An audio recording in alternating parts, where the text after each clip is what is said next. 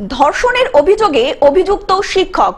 বাড়িতে গান শেখাতে ডেকে ওষুধ খাইয়ে নাবালিকা ছাত্রীকে অচেতন করে ধারাবাহিকভাবে ধর্ষণের অভিযোগ উঠল গানের শিক্ষক বনমালী বেরার বিরুদ্ধে।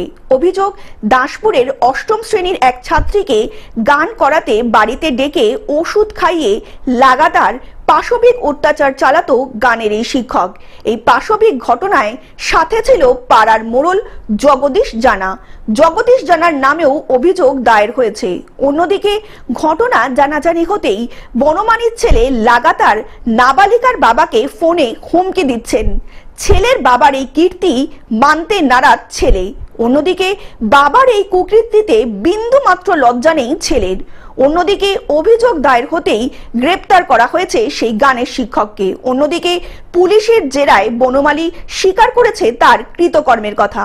সেই মর্মে ঘাটাল আদালতে তোলা হচ্ছে বনমালী বেরাকে।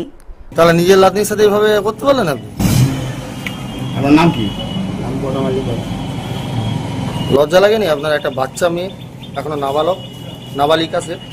পশ্চিম মেদিনীপুর থেকে কল্যাণ মণ্ডলের রিপোর্ট, গ্লোব নিউজ। এখন থেকে গ্লোব টিভি দেখুন আপনার স্মার্টফোনেও। গুগল প্লে স্টোর অথবা অ্যাপল স্টোর থেকে ডাউনলোড করুন গ্লোব টিভি লাইভ অ্যাপ। এছাড়া জিও টিভি অ্যাপ থেকে দেখুন গ্লোব টিভি লাইভ।